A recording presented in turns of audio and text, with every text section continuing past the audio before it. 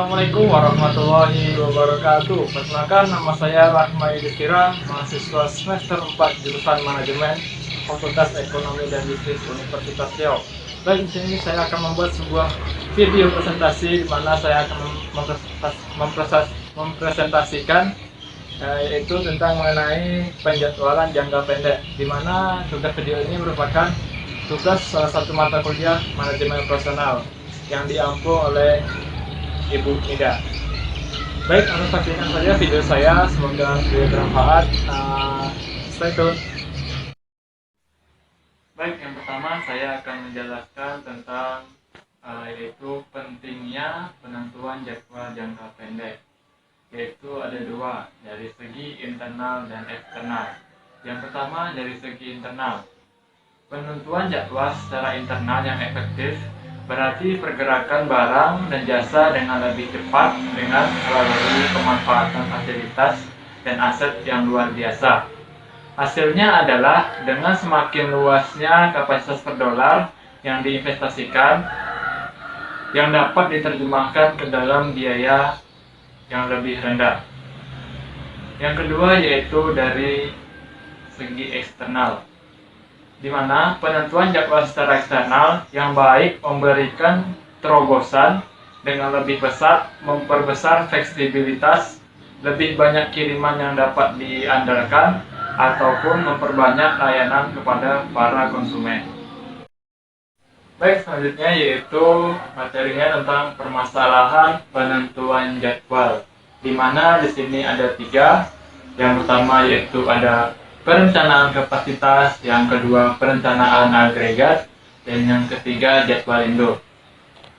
Penentuan jadwal juga memiliki beberapa faktor, yaitu ada tiga. Yang pertama yaitu penentuan jadwal maju mundur, yang kedua tidak terbatas, yang ketiga serta prioritas dalam pengurusan kerja. Nah, nanti akan dijelaskan lebih detail di penjelasan berikutnya. Nah, selanjutnya saya akan membahas tentang penentuan jadwal maju dan jadwal mundur. Yang pertama yaitu penentuan jadwal maju. Penentuan jadwal maju ialah memulai jadwal persyaratan setelah suatu pekerjaan diketahui. Penjadwalan maju digunakan dalam berbagai organisasi seperti rumah sakit, klinik, rumah makan, dan produsen peralatan mesin. Kalau kita simpulkan secara lebih simpelnya, jadwal maju ialah suatu pekerjaan bisa dilakukan apabila produsen telah datang kepada kita untuk memesan suatu barang. Contohnya dokter. Dokter sudah sangat jelas. Dia memiliki jadwal setiap harinya dalam seminggu. Tentu dokter ini dapat bekerja apabila ada pasien yang sakit dan mendatangi dia untuk minta diobati. Maka kesimpulannya, seseorang bisa bekerja apabila telah datang konsumen yang datang kepada dia untuk membeli barang atau minta jasanya kepada orang tersebut. Berikut contoh lain mengenai penjadwalan maju. Hafiz melakukan pemesanan barang di Bogor melalui aplikasi Shopee pada tanggal 13 Maret 2019. Hafiz memesan sebuah earphone seharga Rp150.000. Maka langkah-langkah apa saja yang harus dilakukan perusahaan Shopee untuk memenuhi permintaan Hafiz? Yang pertama, perusahaan harus membuat jadwal atau schedule seperti tabel berikut. Yang mana langkah pertama, pemesan harus mentransfer uangnya, yaitu pada tanggal 12 ditandai dengan warna hitam. Selanjutnya, di komputer perusahaan akan masuk pesan yaitu sudah dibayar, di mana ditandai oleh warna ungu. Dan pada tanggal 13. Dan pada hari yang sama, barang langsung dikemas. Lalu proses selanjutnya yaitu dikirim selama 2 hari pada tanggal 14 dan 15. Dan yang terakhir yaitu barang dapat diterima pada tanggal 18 oleh konsumen. Mungkin itu dia contoh, kalau kita contohkan dalam bentuk Kedua yaitu penjadwalan mundur, di mana penjadwalan mundur itu dimulai dari batas waktu dan penjadwalan operasi yang terakhir terlebih dahulu. Atau simpelnya begini, hampir sama kayak yang jadwal mandi tadi, tapi contohnya begini, si Hafiz ingin memesan barang kepada perusahaan B, yaitu memesan 5 unit bus. Dan si Hafiz ingin 5 unit bus ini selesai pada pertengahan bulan Ramadan. Nah, di sini di perusahaan diminta untuk melakukan penjadwalan bagaimana caranya pada saat pertengahan bulan Ramadan itu kelima bus tersebut sudah selesai. Mungkin lebih simpelnya begitu. Dan berikut contoh lain tentang penjadwalan mundur. Sebuah perusahaan sofa menerima pemesanan sofa sebanyak 1 paket untuk digunakan pada Hari Raya Idul Fitri pada tanggal 23 Juni 2019. Lalu langkah-langkah apa saja yang harus dilakukan perusahaan untuk memenuhi pesanan tersebut? Maka perusahaan harus membuat jadwal seperti tabel berikut. Yang pertama, perusahaan harus mencari bahan baku, yaitu ditargetkan pada tanggal 19. Dan di hari yang sama, perusahaan juga langsung melakukan perakitan kerangka. Tetapi perakitan kerangka ini dilakukan selama 2 hari baru selesai, yaitu sampai tanggal 20. Dan selanjutnya yaitu pemasangan busa sekaligus pemasangan baju atau karpetnya, yaitu di hari yang sama pada tanggal 21. Nah, selanjutnya yaitu pada tanggal 22 proses finishing dan sekaligus pengambilan yang ditandai oleh warna pink. Mungkin itu dia contoh lain apabila digambarkan dengan bentuk jadwal atau tabel yang telah saya jelaskan. Nah, selanjutnya yaitu pemuatan terbatas dan tidak terbatas, di mana di sini ada 3. Yang pertama yaitu pemuatan atau kita disebut dengan loading, yaitu pengertiannya merupakan proses penugasan pekerjaan kepada sentra kerja atau prosesnya. Yang kedua yaitu pemuatan terbatas, di mana dia memiliki pengertian yaitu teknik penentuan jadwal yang memuat pengerjaan hanya sampai pada kapasitas proses. Yang ketiga yaitu pemuatan tidak terbatas. Ini kebalikannya dari pemuatan terbatas, yaitu memiliki arti teknik yang memuat pekerjaan tanpa mengacu pada kapasitas dari proses tersebut. Yang selanjutnya yaitu kriteria penentuan jadwal, di mana kriteria ini yaitu ada 3. Yang pertama, meminimalkan waktu penyelesaian, di mana maksudnya ialah kita harus mengepres seminimal mungkin untuk proses penyelesaiannya. Yang kedua yaitu memaksimalkan pemanfaatan. Mungkin di sini maksudnya ialah kita memanfaatkan semaksimal mungkin dari segi waktu, barang, dan tempat. Yang ketiga yaitu meminimalkan persediaan dalam proses.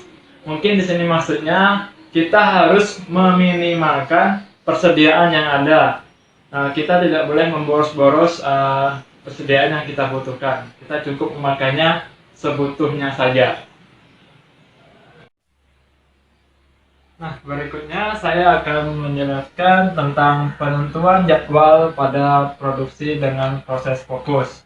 Di sini ada 2. Yang pertama yaitu produksi dengan fokus pada proses umumnya menghasilkan produk dengan variasi tinggi dan volume rendah. Ini biasanya pada sektor jasa. Contohnya jasa perusahaan rumah sakit, salon kecantikan, bengkel mobil, dan masih banyak lainnya. Yang kedua yaitu penentuan jadwal pada fokus ini mengharuskan kita untuk mengetahui secara pasti urutan pengerjaan, waktu pengerjaan, kapasitas, serta ketersediaan sumber daya produksinya. Hal ini juga akan mempermudah kita dalam proses produksi pengerjaannya nanti. Yaitu pelaksanaan pekerjaan, di mana di sini ada tiga. Yang pertama kendali input output, yang kedua ground cut, yang ketiga metode penugasan.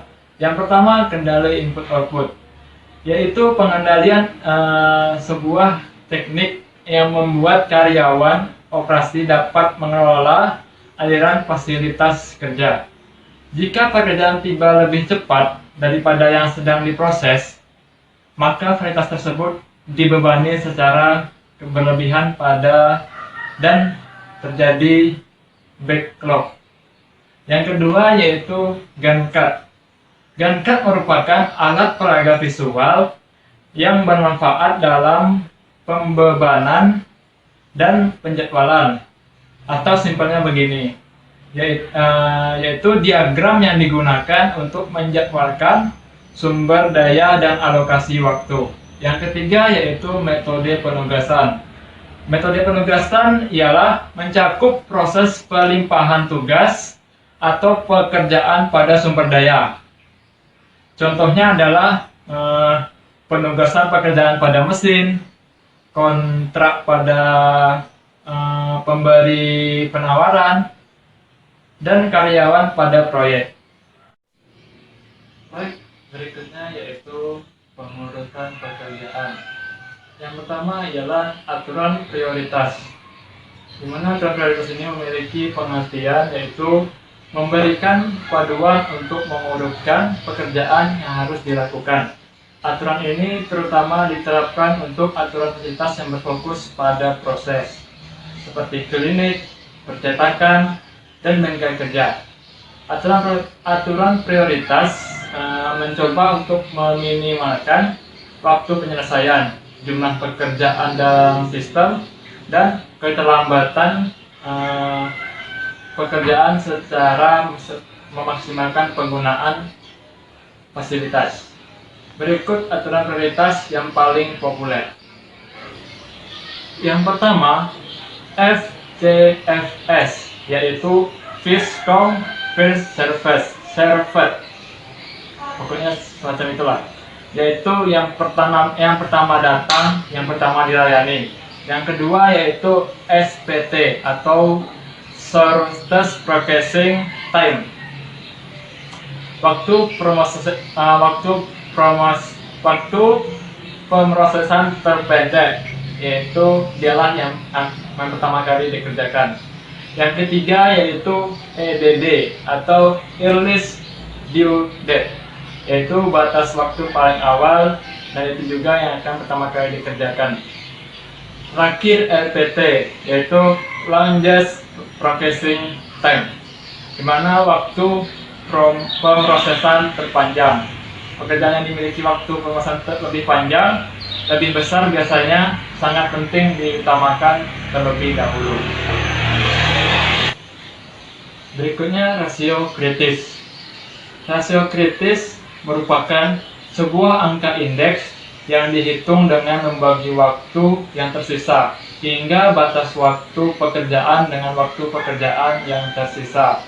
Berlawanan dengan aturan prioritas, rasio kritis sangat dinamis dan mudah diperbarui. Baik, yang terakhir ialah penentuan jadwal dalam industri jasa. Yang pertama yaitu level staff. Yang kedua, tidak menggunakan persediaan.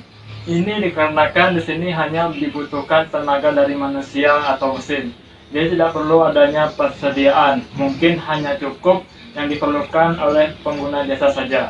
Yang ketiga yaitu tenaga kerja bervariasi. Maksud dari pernyataan ini adalah tenaga kerjanya ada beragam sesuai bidangnya masing-masing. Yang keempat, pertimbangan aspek legalitas. Yang kelima, pengaturan jadwal lebih rumit karena harus mempertimbangkan perilaku, senioritas, dan status. Baiklah, itu tadi dia video yang telah saya buat. Semoga bermanfaat. Atas kekurangannya saya mohon maaf karena saya juga dalam proses pembelajaran. Apabila ada yang kurang jelas, silakan dilihat lagi di sumber lain atau di dalam YouTube bisa dan saya akhiri. Wassalamualaikum warahmatullahi wabarakatuh.